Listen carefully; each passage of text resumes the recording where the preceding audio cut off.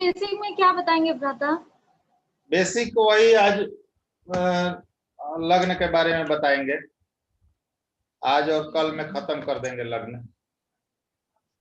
जी भ्राता। आज सिंह लग्न तक के बता देंगे और कल मीन तक करके खत्म कर देंगे। तो क्योंकि कुछ नए लोग हैं, अगर नहीं बताया जाए तो कहेंगे कि नहीं बताया मैंने।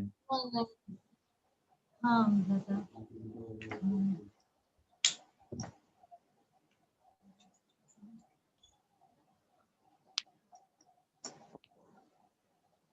और बहुत ज्यादा लंबा नहीं करेंगे आज, क्योंकि फास्टिंग चल रहा है। जी भ्राता। जी भ्राता।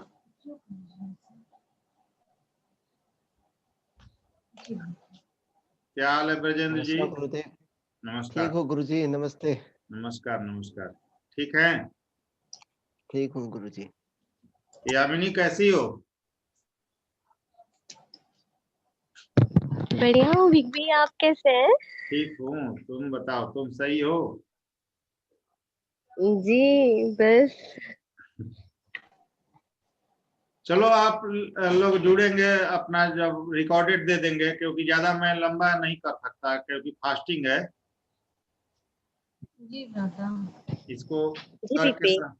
करके समझा देते हैं और रिकॉर्डेड वीडियो दे देंगे। जो नहीं जुड़े होंगे वो बाद में देख लेंगे। ठीक है? जी जी भ्राता। बिग भी। ब्रजेंद्र जी, मैं मेष लग्न से लेकर आज कन्या लग्न तक का बता देता हूँ, मारक का कारक ग्रह। ठीक है? जी गुरुजी। देखिए, ये मेष लग्न की कुंडली है, दिखाई दे रहा है सही ढंग से ना? हाँ गुरुजी। देखिए, ये मंगल देव है लग्नेश। यहाँ एक नंबर आपके लग्न में है, तो इसके स्वामी मंगल हुए। और 8th हाउस में भी एक इनकी राशि है। ठीक है? जी गुरुजी। तो लग्नेश होने के कारण यह प्रथम त्रिकोण का भी भाव है और केंद्र का भी भाव है। पहला, चौथा, सातवां और 10वां ये केंद्र का भाव है। और 5वां, 9वां और पहला भाव भी त्रिकोण में आता है। तो 1, 5, 9 त्रिकोण है और 1, 4, 7, 10 केंद्र का भाव है। और लग्नेश हमेशा योग कारक होता है। तो इस कुंडली में लग्नेश योग कारक होंगे। मंगल देव सबसे पहले इस कुंडली के होल एंड सोल होंगे, यानी कि इस कुंडली के मालिक हैं। इनकी एक राशि अष्टम भाव में आ रही है, तो अपनी दशा में यह अष्टम भाव का भी फल देंगे। ये ध्यान रखिएगा। लग्नेश हैं तो ऐसा नहीं होगा कि एक नेगेटिव हाउस है तो इसका फल नहीं देंगे। ये इस भाव का भी फल देंगे, यानी मृत्यु के भाव का भी फल देंगे। आपको जीवन में सब कुछ देंगे, तो मृत्यु भी यहाँ और आयु भी यहाँ पर देने में सक्षम है। और इस भाव के रिगार्डिंग नेगेटिव रिजल्ट ये देंगे, यही देंगे। चाहे त्रिकोण का मालिक हो, चाहे लग्न का मालिक हो, जिस भाव में उसकी एक राशि आएगी, उसका फल देने का अधिकारी वही होता है। ठीक है? जी गुरुजी। और लग्नेश होके अष्टम में अगर बैठे तो? हाँ, अष्टम में बैठेगा तो अपने राशि में है, पॉजिटिव है, लेकिन फिर भी परेशानियों के साथ आप आगे बढ़ेंगे। आप अगर अपने राशि में चले जाते हैं अष्टम में, तो चीजें आप प्राप्त करेंगे, लेकिन चीजों में विलंब होगा। लेकिन हर चीज फिर भी आप प्राप्त कर लेंगे। लेकिन यहाँ अगर अष्टम में मंगल आ जाए तो चोट चपेट भी लगाएंगे, परेशानियां भी देंगे आपको, लेकिन फिर भी उन परेशानियों को पार पाते हुए आप जीवन में आगे बढ़ जाएंगे, क्योंकि अपने राशि में है, इसलिए पॉजिटिव है। आपको परेशानी देंगे, हो सकता है कि 2 दिन का काम 4 दिन में हो, लेकिन वह काम होगा आपका जरूर। ठीक है? जी गुरुजी। अगर लग्नेश मित्र राशि में त्रिक भाव में है, तब भी वह आपको सफल कर देता है, लेकिन मेहनत के बाद सफल करता है। लेकिन शत्रु राशि में त्रिक भाव में चला गया है तो बहुत ज्यादा मुश्किलें बढ़ जाती हैं जातक के जीवन में। ठीक है? जी गुरुजी। अब यहाँ देखिए कि मंगल लग्न के मालिक हैं और मूल त्रिकोण राशि इनकी लग्न में है, तो इस भाव का फल अपनी दशा में सबसे ज्यादा देंगे। 1/3 के करीब फल यहाँ का देंगे, मतलब कि 75%, 65-70% फल आपको यहाँ का मिलेगा और आपको 30% के करीब फल यहाँ का देंगे। तो ये लग्न का ज्यादा देंगे, अष्टम का कम देंगे, लेकिन फिर भी अष्टम का फल देंगे। ठीक है? जी गुरुजी। अब देखिए, इस कुंडली में सेकंड भाव जो मारक स्थान कहलाता है और लग्नेश के शत्रु का है। लग्नेश के ये मित्र नहीं है शुक्रदेव, तो शुक्रदेव सेकंड और 7th के स्वामी होकर इस कुंडली में मारक बन जाते हैं। इस कुंडली में योग कारक नहीं होते। ठीक है? जी गुरुजी। समझ में आ रही है? बोलिएगा। हाँ जी गुरु जी, हाँ जी गुरु जी, सेकंड समझ में लॉर्ड आया। होके मारक स्थान के मालिक और लग्नेश के शत्रु हैं और सप्तमेश भी हैं, इसलिए इस कुंडली में शुक्र देव मारक हो जाएंगे मेष लग्न में। अब बात करते हैं तृतीय भाव और छठा भाव, दोनों ही नेगेटिव भाव है। ये तो कुछ हद तक चल जाएगा, लेकिन छठा भाव नेगेटिव हाउस है और लग्नेश के शत्रु का है। ये राशि यानी बुध की राशि है, बुध मंगल देव के मित्र नहीं है और तीसरा और छठा भाव मिला है, इसलिए इस कुंडली में ये अकारक होंगे, योग कारक नहीं होंगे। लग्नेश के शत्रु भी हैं। ओके, जी गुरु जी। अब चौथा भाव देखिए, चौथे भाव में केंद्र का स्वामी है यहाँ चंद्रमा, लग्नेश के मित्र भी हैं और केंद्र का बहुत अच्छा भाव मिला हुआ है, सुख सुविधा का, माता का भाव मिला हुआ है और चंद्रमा यहाँ का कारक भी होता है। तो मोस्ट पावरफुल ग्रह होंगे चंद्रमा, यहाँ सुख सुविधा देने वाले और योग कारक, अति योग कारक ग्रह है चंद्रमा। ठीक है, जी गुरु जी। अब देखिए पांचवा त्रिकोण का भाव है और लग्नेश के मित्र का सूर्य का यहाँ पर राशि है पांचवें भाव में और त्रिकोण में सूर्य की राशि आ रही है जो लग्नेश के मित्र है, अतः बहुत अच्छे योग कारक ग्रह है। और मेष लग्न की कुंडली के लिए ये इष्ट देवता भी होते हैं पंचमेश, ये इनके आपके इष्ट देवता भी मेष लग्न के लिए होंगे और सबसे बुद्धि विवेक संतान ये सब देने वाले ग्रह यही है, आपके शिक्षा वगैरह इन्हीं से देखी जाएगी आपकी। ठीक है, जी गुरु जी। अब देखिए नौवां भाव पर आ जाते हैं। नौवां भाव भाग्य का भाव है, गुरु की राशि है। इस कुंडली में गुरु त्रिकोण के मालिक होकर पूरी तरह योग कारक हैं और इनकी एक राशि द्वादश भाव में है, लेकिन त्रिकोण के मालिक होने के कारण एक राशि भले ही त्रिक भाव में है, ये योग कारक है। इस कुंडली में योग कारक माने जाएंगे, लेकिन अपनी दशा में इस भाव का फल ज्यादा देंगे और यह इस द्वादश भाव का भी फल अपनी दशा में देंगे और द्वादश का फल देंगे तो फालतू के खर्च बढ़ा देंगे, आपके स्वास्थ्य समस्या भी आपको देंगे, कुछ परेशानियां भी दे सकते हैं। अगर गुरु की स्थिति अगर उस तरह से बनी कुंडली में, जब कुंडली फलित करेंगे तो समझेंगे, तो पुलिस केस वगैरह की स्थिति भी बना सकते हैं। यानी कि यह नौम भाव का तो फल देंगे क्योंकि मूल त्रिकोण राशि है, ज्यादा नौम भाव का फल देंगे, लेकिन यह 12वें भाव का भी फल अपनी दशा में देंगे। ठीक है, जी गुरु जी। अब मेष लग्न की किसी की कुंडली हो तो सबसे बढ़िया उपाय ये है कि नौम भाव में गुरु की राशि आ रही है, पूरी तरह धर्म से जुड़ जाइए, आपको कोई परेशानी नहीं होगी। और इसमें गुरु का रत्न पहनने तो गुरु जी? हाँ, पहन सकते हैं। अब गुरु का रत्न देखिए भोजेंद्र जी, रत्न के बारे में आगे हम चर्चा करेंगे। ऐसे रत्न नहीं पहना जाता है, पहले आपको बता दूं, केवल लग्न कुंडली से रत्न का चुनाव नहीं किया जाता है। इसके अलावा नवमांश कुंडली भी देखना है, चलित कुंडली भी देखना है। मोस्ट इंपॉर्टेंट चलित कुंडली है। मान लीजिए गुरु आपके लग्न कुंडली में यहाँ बैठे हुए लाभ भाव में और ये चले गए द्वादश में चलित में, तो ये द्वादश का फल ज्यादा देने लगेंगे। उस स्थिति में इनका रत्न पहनना हानिकारक हो जाएगा। ठीक है, समझ रहे हैं बात जो मैं कह रहा हूँ? हाँ मान लीजिए जी कि जी गुरु जी। मान लीजिए लग्न कुंडली में यहाँ बैठे हैं और चलित में ये 8वें में चले गए, तो ये अष्टम भाव का फल देने लगेंगे। तो केवल लग्न कुंडली से रत्न नहीं पहना जाता है, इसके अलावा नवमांश कुंडली और चलित कुंडली भी देखना जरूरी है। चंद्र कुंडली भी देखा जाता है, लेकिन चलित तो हर हालत में आपको देखना है कोई भी रत्न पहनने के लिए। ठीक है, आगे हम इस चीज को क्लियर करेंगे, कैसे रत्न का चुनाव किया जाता है और रेमेडी कैसे किया जाता है, उसके बारे में भी आप लोगों को बताऊंगा, आप चिंता मत कीजिए। और बहुत सारे जैसे हमारे चैनल पर लोग पूछते हैं ग्रहों का प्लेसमेंट बता के कि फलाना रत्न पहन सकते हैं, तो नहीं ब्रजेंद्र जी, ऐसे लग्न कुंडली देखकर रत्न नहीं चुनाव किया जा सकता। हो सकता है बहुत बुरी तरह फंस जाया जा सकता। गुरु जी एक एक सवाल है, ये हाँ, इस कुंडली में बुध जो है अकारक है, हाँ, अगर बुध जो है सूर्य से अस्त हो जाए या बहुत कमजोर स्थिति में हो तो उसका नैसर्गिक कारक तत्व में कमी आ जाएंगे ना? बिल्कुल। कोई भी ग्रह अगर मृत हो जाए, अस्त हो जाए या बिल्कुल कमजोर हो जाए तो उसके नैसर्गिक कारकत्व में कमी आएगी ही आएगी, चाहे कोई भी ग्रह हो। अगर सूर्य से अगर अस्त हो जाए पूरी तरह तो आपकी वाणी भी उतनी इफेक्टिव नहीं होती है। बुध वाणी का भी कारक है, तो बुद्धि का भी कारक इसलिए है। अगर अगर ये कमजोर है तो इसको बलवान करने की कोई जरूरत नहीं है क्या? देखिए ब्रजेंद्र जी, अब बुध की प्लेसमेंट कहाँ है उसके अनुसार कमजोर या बलवान आप उसको कर सकते हैं। जैसे मान लीजिए लग्न में बुध बैठ जाए तो यहाँ दिग्बली हो जाएगा, तो उस स्थिति में बुध को मजबूत करके हम इसका फायदा ले सकते हैं। ठीक है, जी गुरु जी। अच्छे जगहों पर बुध हो तो मान लीजिए तृतीय हाँ। भाव में हो अपने राशि में, मान लीजिए 9वें भाव में हो और तृतीय भाव को देख रहा है, तो उस स्थिति में हम इसको स्ट्रॉन्ग करके इसका लाभ ले सकते हैं। लेकिन मारक ग्रह या आकारक ग्रह अगर कमजोर हो जाए या मृत हो जाए तो हमारे लिए ज्यादा बेहतर होता है। ठीक है जी बोलिए ब्रिजेंद्र जी। जी जी समझ में आ गया। हाँ बोलिए, बोलते रहिए तब हम आगे बढ़ेंगे। चलिए शनि की बात कर लेते हैं। इस कुंडली में, मेष लग्न की कुंडली में शनि लग्नेश के मित्र नहीं होते, लेकिन चूंकि एक इनको कैरियर का भाव मिला हुआ है, बहुत अच्छा केंद्र का भाव मिला हुआ है, और एक सम हाउस है। सम हाउस इसलिए बोल रहा हूं कि ये छोटी मोटी बीमारियों का भी भाव है, 11वां भाव, लेकिन यह लाभ भाव भी है, आपकी इनकम को भी दिखाता है, तो इम्पोर्टेंट इस भाव का है।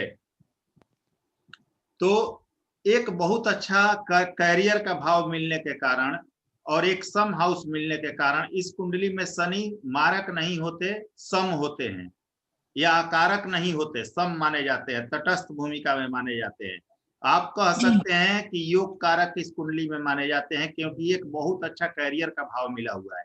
और तब तक ये नेगेटिव रिजल्ट नहीं देंगे जब तक 6ठे 8वें 12वें में बैठ जाए या नीच के ना हो जाए। ठीक है जी। इस कुंडली में शनि योग कारक ही माने जाएंगे, तटस्थ भूमिका वाले हैं, योग कारक ही रहेंगे, लेकिन नीच के हो जाए, 6ठे 8वें 12वें में हो जाए तभी यह नेगेटिव फल देंगे, अन्यथा जातक को अच्छा फल देंगे ये। अब मान लीजिए 10वें भाव में आ जाए तो कैरियर आपका बन जाएगा, 11वें में आ जाए तो पैसे की स्थिति बढ़िया कर देंगे, 9वें भाव में आ गए तो भाग्य का साथ मिलेगा, आपका कैरियर का मालिक 9वें में आ गया, आपका धर्म में रुचि बढ़ा लीजिए, फायदा हो जाएगा। सप्तम में आ जाए तो बिजनेस व्यापार से आप लाभ प्राप्त कर लेंगे। यहाँ आ जाए अगर पंचम भाव में तो बुद्धि विवेक वगैरह ठीक रहेगा आपका, कुछ चीजें यहाँ नेगेटिव भी करेंगे, जैसे संतान संबंधी वगैरह चीजें या लव अफेयर्स वगैरह में परेशानियां देंगे, लेकिन फिर भी बहुत कुछ पॉजिटिव दे देंगे। चतुर्थ भाव में आ जाए तो माता संबंधी कष्ट हो सकता है, घर में कुछ परेशानी हो सकती है, लेकिन कैरियर भाव पर दृष्टि जाएगी, अतः ये आपको कैरियर दे देंगे। अगर तृतीय भाव में आ जाएंगे तो मेहनत कराएंगे आपसे, मेहनत करा के और रिजल्ट देंगे। शनि तीसरे भाव में बहुत अच्छे माने जाते हैं, तो शनि सूर्य मंगल जैसे ग्रह तीसरे भाव में अच्छे माने जाते हैं, मेहनत कराते हैं लेकिन लाभ आपको लाभ भी देते हैं। दशम का स्वामी अगर धन भाव में आ जाए तो आपको कैरियर दे देगा, धन दे देगा, और जातक अपने बल पर पैसा कमाता है, ये सब स्थिति है। अब लग्न में आ जाए तो नीच के हो जाएंगे, कर्मेश आपके नीच के हो जाए तो स्ट्रगल बढ़ जाएगा जीवन में, हर काम में देरी होगा, इस तरह से देखना है। ठीक है ब्रिजेंद्र जी। और सप्तम में आ जाए तो? सप्तम में तो बहुत बढ़िया है, सप्तम में तो इनकी तुला राशि उच्च की राशि हो गई, यहाँ तो ये सस नामक पंच महापुरुष योग में आ जाएंगे जी। जीवन में बहुत कुछ उन्नति करेगा व्यक्ति, उसके डेली वेजेज बहुत अच्छे हो जाएंगे। और कौन सा योग गुरुजी? जी शशि योग। शशि योग, सस सस योग। नामक पंच महापुरुष योग।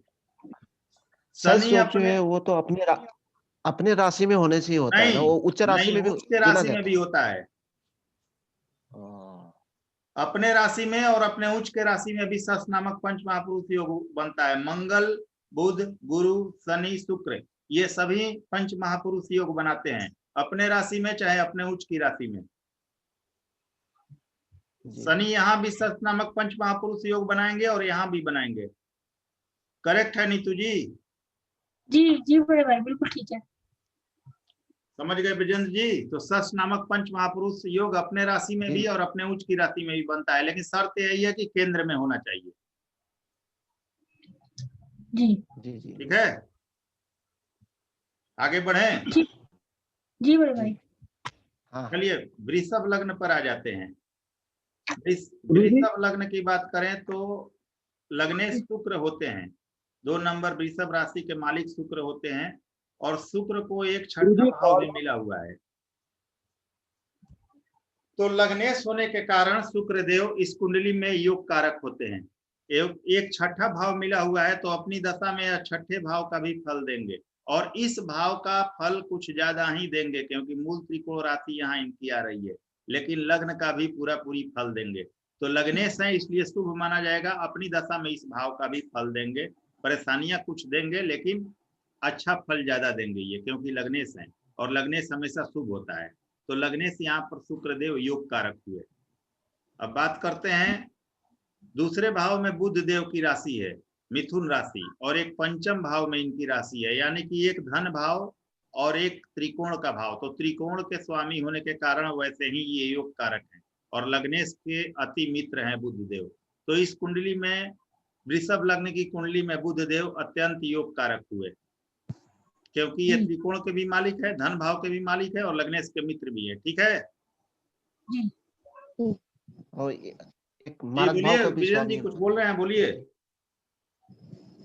हाँ, एक मारक भाव का भी स्वामी हुआ ना गुरु जी। जी सेकंड हाउस का मालिक है, तो ये मारक का भी कारक हुआ ना। अब देखिए मारक। यहाँ लग्नेश का मित्र हो जाएगा तो ये मारक नहीं कहलाएगा। और देखिए यहाँ त्रिकोण का भी मालिक है बुध।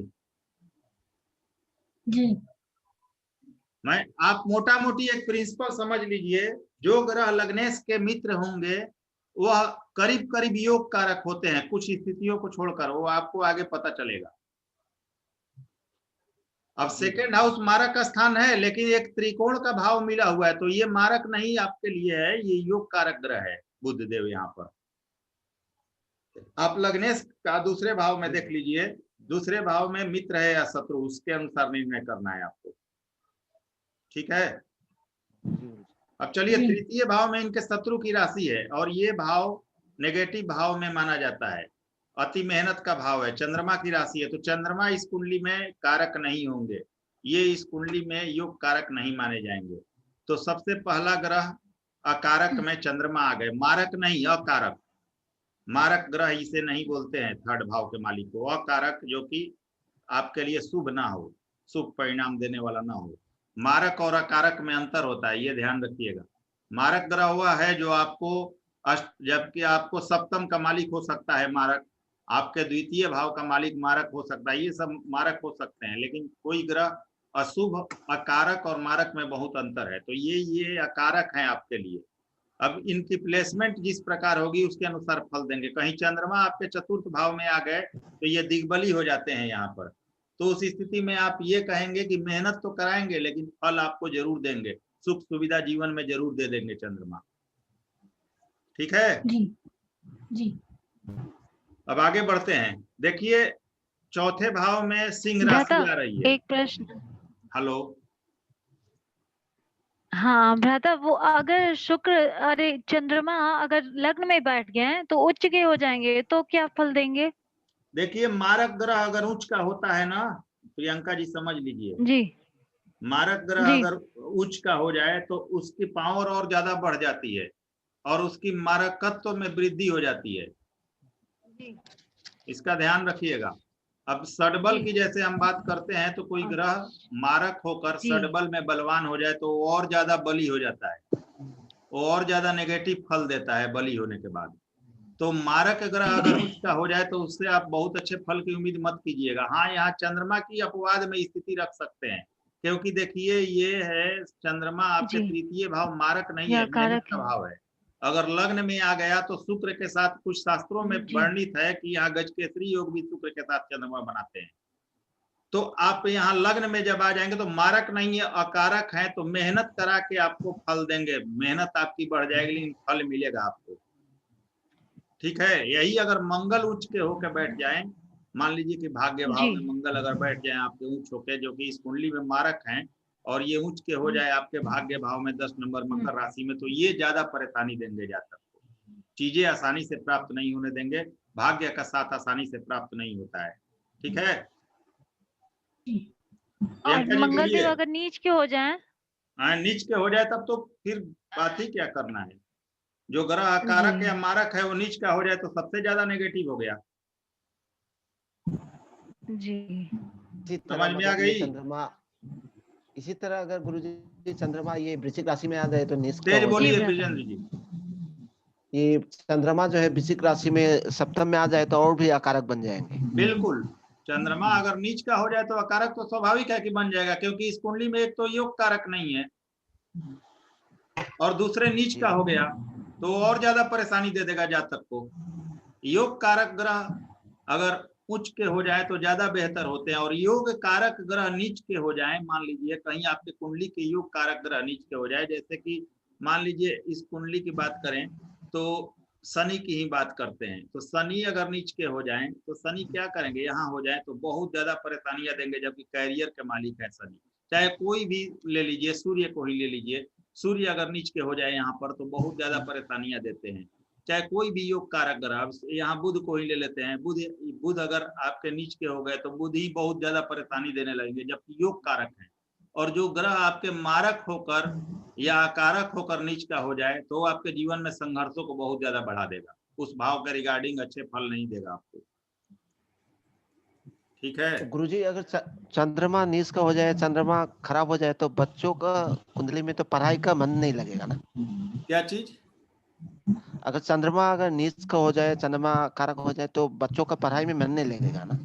अब वो देखिए कुंडली पर डिपेंड करेगा। आप देखिए यहाँ पर जैसे ब्रजेंद्र जी, नीच और उच्च का मैं परिणाम नहीं बता रहा, अब इसका ध्यान दीजिएगा। ये चीजें आप लोग आगे डिस्कस करें तो ज्यादा बेहतर होगा, क्योंकि आप बात को समझिए।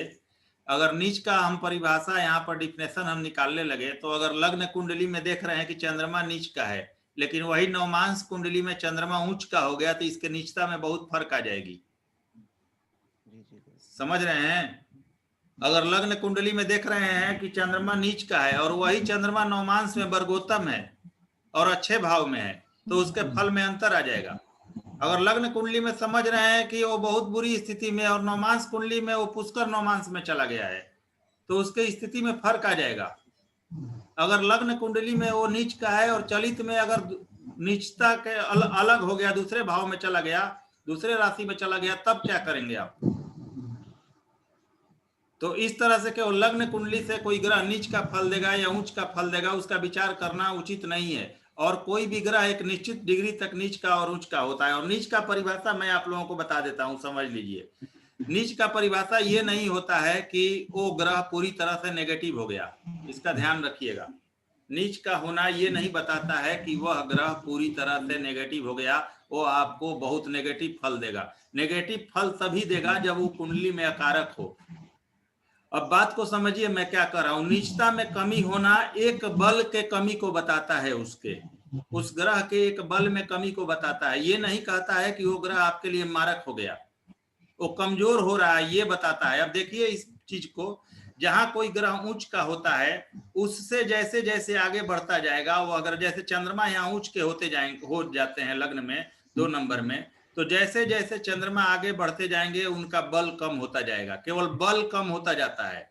और जैसे ही ये अपने 7वें भाव में उच्च से नीच में आएंगे वह पूरी तरह कमजोर हो जाते हैं, इसलिए वह रिजल्ट देने में सक्षम नहीं होते हैं। तो नीच का होना ये नहीं बताता है कि वो ग्रह मारक हो गया, ये बताता है कि उस ग्रह के बल में कमी आ गई।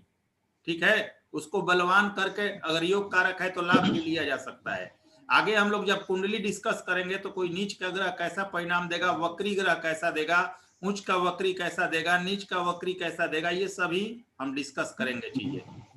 अभी आप लोग समझिए कि इस कुंडली में कौन से योग कारक और मारक ग्रह होते हैं। ठीक है, चंद्रमा की बात कर ली हमने। अब हम बात करें अगर सूर्य की, तो एक केंद्र का सुख भाव यहाँ मिला हुआ है। भले ही लग्नेश के मित्र नहीं हुए, लेकिन बहुत अच्छे भाव मिलने के कारण इस कुंडली में सूर्यदेव योग कारक होंगे, क्योंकि सुख भाव, माता का भाव, वाहन का भाव मिला हुआ है, इन्हें मकान का भाव मिला हुआ है और केंद्र के मालिक हैं, तो वृषभ लग्न की कुंडली में सूर्यदेव योग कारक होंगे। अब बात करते हैं, बुध की बात कर ली हमने, शुक्र लग्नेश की बात कर ली। यहाँ देखिए 7म भाव का स्वामी मंगल है और लग्नेश का अति शत्रु है। एक तो 7म भाव और एक द्वादश भाव, और लग्नेश के शत्रु की राशि है ये दोनों, क्योंकि मान लीजिए कि शुक्र के लग्नेश मित्र नहीं होते, तो उस स्थिति में यहाँ पर मंगल देव इस कुंडली में मारक हो जाएंगे, क्योंकि लग्नेश के शत्रु भी नहीं है और देखिए एक तो बहुत नेगेटिव भाव मिला हुआ है, तो यहाँ पर मंगल देव योग कारक नहीं माने जाएंगे। अब चलिए आगे बात करें गुरु की, तो गुरु वृषभ लग्न कुंडली में एक तो अष्टम का स्वामी और एक थोड़ा नेगेटिव भाव का, यानी एकादश भाव का स्वामी, सम हाउस का स्वामी मिलता है। तो अष्टमेश होने के कारण इस कुंडली में गुरु पूरी तरह से नेगेटिव होते हैं और मारक होते हैं। इस कुंडली में गुरु अच्छे नहीं रिजल्ट देंगे, तब तक अच्छे रिजल्ट नहीं देंगे जब तक कुछ जगहों पर ना बैठे। जैसे लग्न में गुरु दिग्बली होते हैं, यहाँ बैठेंगे तो ये अच्छा फल देंगे। 9वें भाव में ध्यान दीजिएगा, ये नीच के होंगे मकर राशि में। नीच अष्टम भाव का मालिक अगर नीच का हो जाए, यानी कि ये मार्केस नीच का हो जाए, तो स्थितियां और ज्यादा नेगेटिव कर देता है। अब यहाँ मारक नहीं हो जाएगा नीच के होने से, लेकिन इतना कमजोर हो जाएगा, इतना कमजोर हो जाएगा नीच के होकर कि आपके भाग्य में लगातार बाधा देता रहेगा। ठीक है। जी अब देखिए यहाँ पर शनि की बात करें तो एक तो त्रिकोण का मालिक है और एक कर्म भाव का मालिक है। तो वृषभ लग्न की कुंडली में सबसे पावरफुल और सबसे योग कारक ग्रह शनि होते हैं। सबसे ज्यादा अच्छे वृषभ लग्न कुंडली के लिए शनि देव होते हैं इस कुंडली में, और सबसे ज्यादा भाग्यवान व्यक्ति को यही बना सकते हैं, और सब कुछ देने का क्षमता इन्हीं के पास है इस जातक को। ठीक है ब्रजेंद्र जी, क्लियर है? जी गुरुजी। चलिए आगे बढ़ते हैं, मिथुन लग्न पर आते हैं। देखिए मिथुन लग्न की कुंडली और लगने से यहाँ बुध होते हैं, 3 नंबर राशि के मालिक बुध होते हैं। 2 इनको केंद्र का भाव मिला हुआ है, लेकिन लग्न जो है यह प्रथम त्रिकोण का भाव है। लग्न आपका प्रथम त्रिकोण माना जाता है, 5वां दूसरा त्रिकोण और 9वां तीसरा त्रिकोण। तो प्रथम त्रिकोण और केंद्र दोनों के स्वामी होने के कारण इन्हें केंद्राधिपति दोष नहीं लगेगा। वैसे केंद्राधिपति दोष को मैं बहुत ज्यादा मानता भी नहीं, आगे आप लोगों को बता रहा हूं उसके बारे में। तो लग्नेश को यहाँ केंद्राधिपति दोष नहीं लगेगा, क्योंकि लग्न प्रथम त्रिकोण है और इसका मालिक लग्नेश बुध होने के कारण अति शुभ है और सबसे योग कारक ग्रह है, लग्नेश है।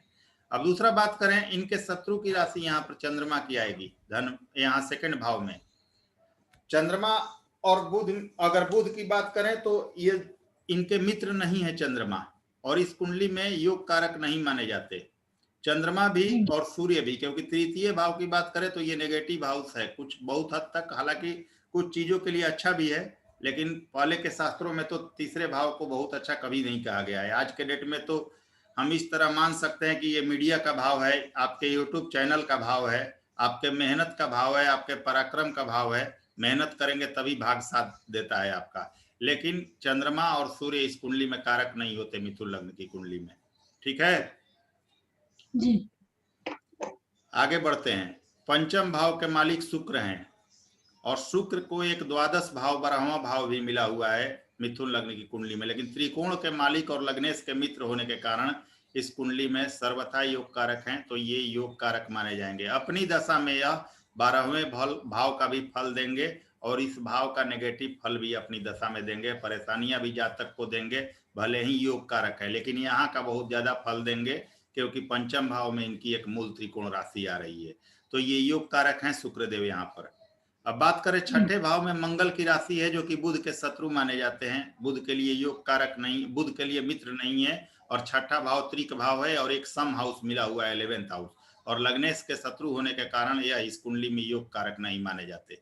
तो मंगल इस कुंडली में योग कारक नहीं है, नेगेटिव रिजल्ट देने के लिए बाध्य है। अब बात करें गुरु। हाँ ये अकारक में आएंगे ना बड़े भाई? हाँ अकारक आएंगे, ये मारक नहीं है जी। मारक ग्रह वो होता है जो मार्केस की भूमिका निभाए, जैसे चंद्रमा यहाँ होगा। जी। अब बात करते हैं, देखिए यहाँ पर गुरु की। गुरु को 2 केंद्र का भाव मिला हुआ है यहाँ पर, तो कहने को तो यहाँ केंद्र अधिपति दोष लगेगा, क्योंकि 2 केंद्र के स्वामी हैं गुरु।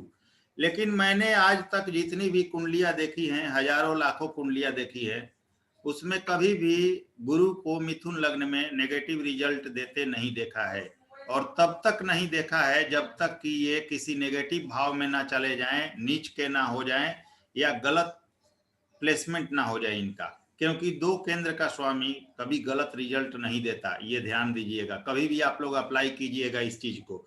तो यहाँ सम माने जाते हैं गुरु, क्योंकि सप्तम और दशम 2 केंद्र का भाव मिला है। केंद्राधिपति दोष माना जाता है, लेकिन सम माने जाते हैं। लेकिन ये तब तक नेगेटिव रिजल्ट नहीं देंगे जैसे कि अष्टम में या मकर राशि में नीच के ना हो जाएं, छठे भाव में ना चले आए, द्वादश भाव में ना चले आए, ऐसी स्थिति में ना आ जाए, तब तक गुरु इस कुंडली में नेगेटिव रिजल्ट कभी नहीं देते। गुरु 2 केंद्र के स्वामी है, तो ये अच्छे ही हैं इस कुंडली में।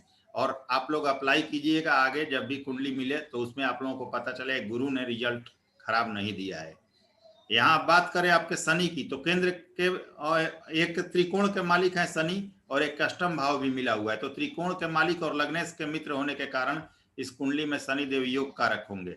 अब देखिए कि इस कुंडली में इनकी एक मूल त्रिकोण राशि 9वें भाव में है, तो ये अच्छा कहा जाएगा, इनके लिए ये अच्छा कहा जाएगा। इस भाव का फल ये ज्यादा देंगे अपनी दशा में, अष्टम का भी फल अपनी दशा में देंगे, लेकिन अष्टम का कम और नवम का ज्यादा देंगे। तो ये स्थिति है इस कुंडली में आपकी मिथुन लग्न की। अब चलिए कर्क लग्न की तरफ चलते हैं। बड़े भाई एक क्वेश्चन था मेरा। हाँ, बड़े भाई इसमें जो चंद्र है अगर 4th हाउस में बैठ जाए जाके, वैसे मारक बन रहे हैं वो, तो दिग्बली हो जाएंगे, तो वो कैसा फल देंगे? मिथुन लग्न की कुंडली में जी देखिए नीतू जी, इसको छोड़िए, इसको केवल मिथुन लग्न को छोड़ दीजिए। मैं किसी भी कुंडली के बारे में आपको बता देता हूं।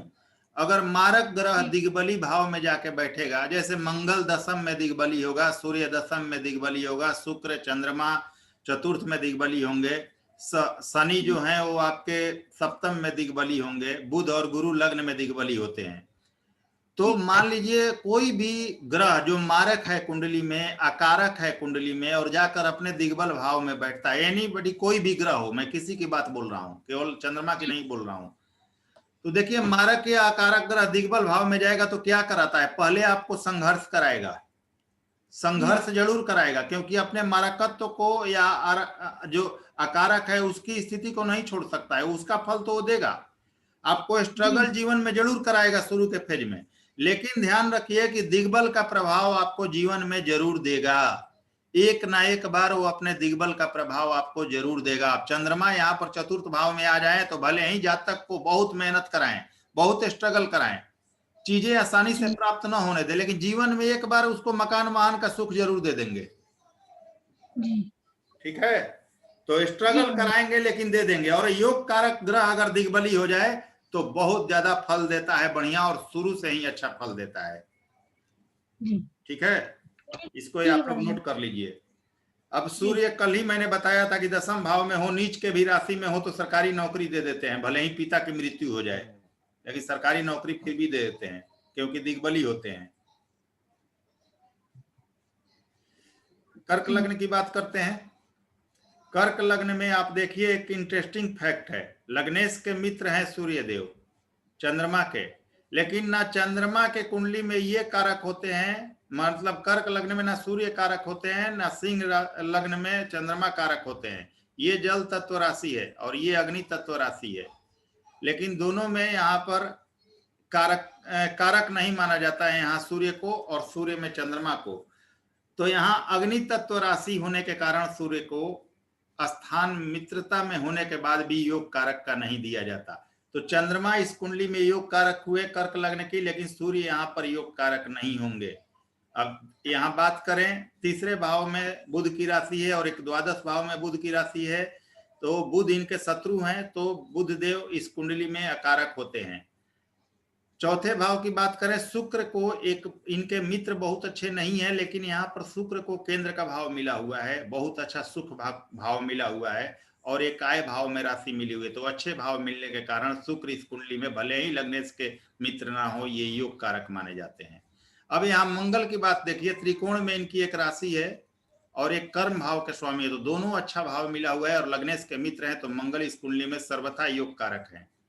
अब छठे भाव में गुरु की राशि है, लेकिन इनके 9वें भाव में भी गुरु की राशि आ रही है, तो त्रिकोण के मालिक होने के कारण और लग्नेश के मित्र होने के कारण गुरु इस कुंडली में योग कारक होंगे। अब बात करते हैं शनि की। लग्नेश के शत्रु हैं शनि, और सप्तम और अष्टम भाव मिला हुआ है, और लग्नेश के शत्रु मिलने के कारण इस कुंडली में मारक होते हैं शनिदेव। शनिदेव अच्छा फल नहीं दे सकते इस कुंडली में। तो ये रही आपकी कर्क लग्न कुंडली की स्थिति। अब थोड़ा सा समय का अभाव हो रहा है, अगर देखते हैं 6 तक हो जाए तो हो जाए, नहीं होगा तो बीच में ड्रॉप करेंगे। और आप लोग इस चीज का ध्यान रखिएगा, ब्रजेंद्र जी, अशोक जी, की फास्टिंग में हूं मैं, बहुत ज्यादा मतलब नहीं कर सकते, थोड़ा सा नवरात्रि तक छोटा छोटा ही कोशिश करेंगे, और बोलने में भी थोड़ा बल लग रहा है। ठीक है, कोई बात नहीं सर, अच्छी बात है, चलने दीजिए आप। हाँ, अब देखिए सिंह लग्न की बात करते हैं। सिंह लग्न में यहाँ पर लग्नेश सूर्य हैं, तो बिल्कुल योग कारक हैं क्योंकि लग्नेश हैं। अब दूसरे भाव में इनके बुध की राशि आएगी, और बुध को एक यहाँ सम हाउस भी मिला हुआ है और ये इनके बहुत अच्छे मित्र नहीं होते, इसलिए इस सिंह लग्न की कुंडली में बुधदेव योग कारक नहीं माने जाएंगे, ये मारक की भूमिका में यहाँ पर आ जाएंगे। अब बात कीजिए, तीसरे भाव में शुक्र की राशि है, लेकिन एक इनका कैरियर का भाव मिला हुआ है, कर्म भाव मिला हुआ है, केंद्र का भाव मिला हुआ है। लग्नेश के मित्र नहीं होते हुए भी एक बहुत अच्छा भाव मिलने के कारण शुक्रदेव इस कुंडली में योग कारक हैं। मंगल की बात करें, मंगल देव चतुर्थेश हैं, सुख भाव इन्हें प्राप्त हुआ है, लग्नेश के मित्र हैं और एक भाग्य भाव के स्वामी हैं, त्रिकोण के स्वामी हैं, इसलिए इस कुंडली में सर्वथा योग कारक ग्रह मंगल हैं, बहुत अच्छे योग कारक ग्रह हैं। अब बात करें हम, पंचम भाव के स्वामी गुरु हैं, त्रिकोण के मालिक हैं, भले ही एक अष्टम भाव मिला हुआ है, तो यहाँ त्रिकोण के मालिक होने के कारण योग कारक हैं और पंचम के फल अपनी दशा में ज्यादा देंगे और अष्टम के कम देंगे, लेकिन अष्टम का भी फल अपनी दशा में ये जरूर देंगे, लेकिन त्रिकोण के मालिक होने के कारण ये योग कारक है। अब बात करते हैं, छठे और सातवें के स्वामी शनि हैं और इस कुंडली में लग्नेश के परम शत्रु हैं, तो ये बिल्कुल मारक हो जाएंगे शनि देव इस कुंडली में।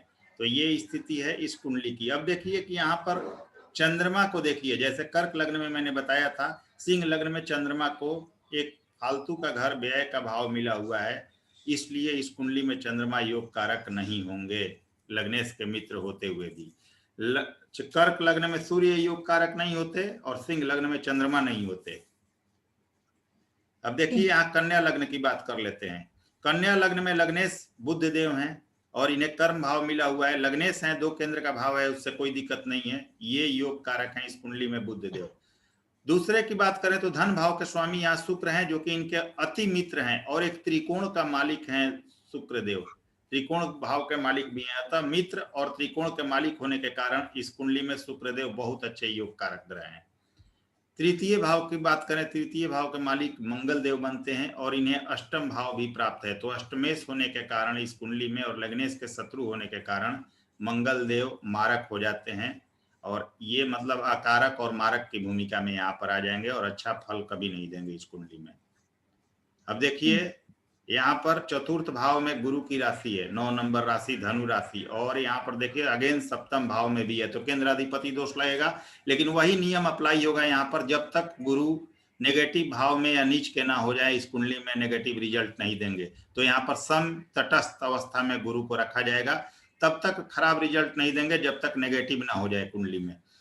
अब देखिए पंचम भाव में यानी कि त्रिकोण के मालिक शनि हैं, त्रिकोण के मालिक और एक यहाँ मूल त्रिकोण राशि यहाँ छठे भाव में है, इस कारण से त्रिकोण के मालिक होने के कारण ये यहाँ पर योग कारक हैं और बहुत अच्छे योग कारक हैं, लेकिन अपनी दशा में इस भाव का भी फल देंगे और बहुत ज्यादा परेशानी भी दे सकते हैं, छठे भाव का फल या ज्यादा देंगे योग कारक होते हुए भी। अब देख लीजिए नीतू जी, एक चीज देखिए, मिथुन लग्न में त्रिकोण के मालिक यहाँ पर देखिए शनि हैं, 9 भाव के, ठीक है जी और यहाँ पर कन्या लग्न में भी त्रिकोण के मालिक हैं 5म भाव के, लेकिन ये मिथुन लग्न में ज्यादा योग कारक हैं। इसका कारण समझ रही हैं आप? जी, मूल त्रिकोण राशि के, हाँ, मूल त्रिकोण राशि इनके 9 भाव में आ रही है, तो इस भाव का ये बहुत ज्यादा फल देंगे, इसलिए मिथुन दोनों में योग कारक है, लेकिन यहाँ पर इस मिथुन लग्न की कुंडली में सबसे ज्यादा योग कारक हैं।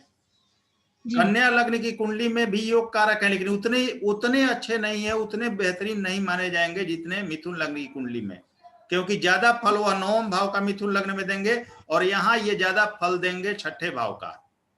समझ में आ रहा है बात? जी बड़े भाई, समझ में आ रहा है। हाँ बिल्कुल। अब गुरु की हमने बात कर ही ली, मंगल की भी बात कर ली, यहाँ पर शुक्र की भी बात कर ली और बुध की भी बात कर ली। चंद्रमा देख लीजिए, एकादश यानी सम भाव के मालिक होते हैं और लग्नेश के मित्र नहीं है, तो चंद्रमा इस कुंडली में अकारक हो जाएंगे, नेगेटिव फल देंगे और तब तक नेगेटिव फल देंगे जब तक कि अपने कारक किसी भाव अगर दिग्बल वगैरह में न रहे या इसी भाव में न रहे। सूर्य की बात करें तो लग्नेश के शत्रु हैं और द्वादश भाव के मालिक हैं, तो सूर्य इस कुंडली में नेगेटिव फल देने के लिए बाध्य हैं। तो ये रहा आपका 6 लग्नों का अकारक और मारक का परिभाषा। आप चलिए आगे हम बात कर लेंगे और 6 लग्नों का, और इसके बाद हम शुरू करेंगे डिविजनल चार्ट्स को। अशोक जी, डिविजनल चार्ट ठीक है ना? हाँ सर ठीक है। मैं पूछना चाह रहा था सर, सम और अकारक में एक छोटा सा कोई फर्क होगा तो क्या फर्क मानेंगे सर इसमें अपन? क्या चीज? समग्रह और अकारक ग्रह, हाँ बता सम देता और हूँ। अकारक में क्या फर्क, नहीं क्या नहीं, फर्क देखिए माने? देखिए उसको सम क्यों रखा गया है, देख लीजिए। अब जैसे मेष लग्न की कुंडली में देखिए अकारक को यहाँ पर देखिए बुध देव हैं, उसे अकारक माना गया है। इसको हम ये कहेंगे कि ये कभी भी अच्छा फल नहीं दे सकता, क्योंकि ये